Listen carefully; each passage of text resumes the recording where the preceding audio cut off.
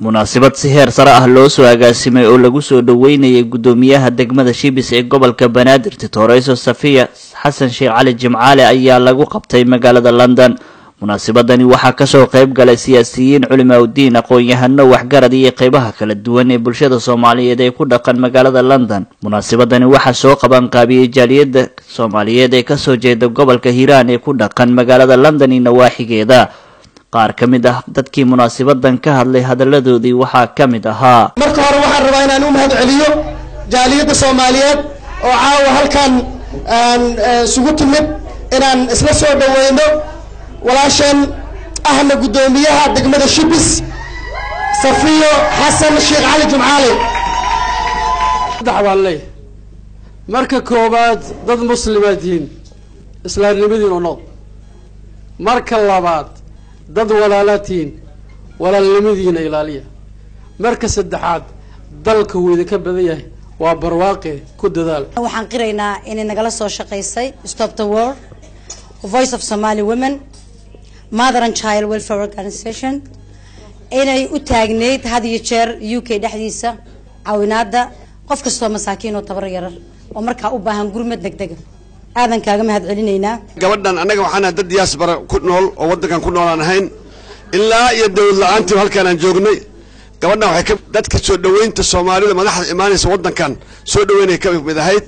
Shamsa Bashir waa hooyo Soomaaliyeed oo u taagan arrimaha samafalka maxaa midnimada ummadda Soomaaliyeed dhaqaale ku bixisa. marka waxa ka horeysa Monica hooyadii soo barbaarisay. run ahaantii Safiya Xasan Sheekh Cali Jimcaale waa qof waxtar ah. intaysan noqon Gudoomiyaha Shibis ayay waxa ahayd qof activist oo bulshada dhexdeeda ka muuqata. anigoo ku hadlayo magaca fanaaniinta Soomaaliyeed oo ugu weyn Khadija Cabdullaahi Xamed Dalaas iyo Gaduuda Carwo iyo dhammaan fanaaniinta waxaan ku leenahay walaal Safiyo hambalyo welcome to London, back to Muqdisho inshallah. ado salaama garabkaada Allah galo wixii xun Ilaahay ka qabto. waxa ay abuurtay fikrad cusub oo maanta dhaxalgal ka noqotay magaalada Muqdisho. Soomaaliya dhan hadda ku baahaysa bas stop ayay ka sameysay magaalada Muqdisho.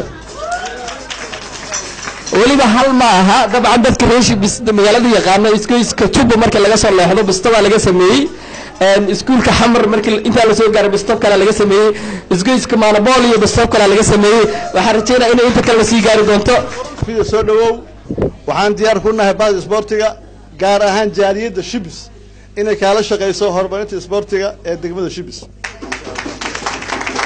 atiinkan in ay ayagoo fahamsan meesha galeen dardarkoodina sidii ay u wadeen wixii walaalkeen gudoomiyihii hore Sheekh Yuusuf Madaale oo soo qabtay wax ka sii badan iyo labalaab inay sii qabanayaan ay sii wadaan hawsha halkeedii oo ina waxna dib noogu noqonin. waa inaad mas'uuliyadaada ka soo baxdo oo aan hubo inaad ka soo bixi kartid, laakiin waxaan si gooniya rabaa inaan ku faro maadaama aan wadanka hadda ka soo tagay gabdho badan oo aqoon leh oo opportunity-ga aan dhaqsi helaynin ayaa wadanka ka buuxa.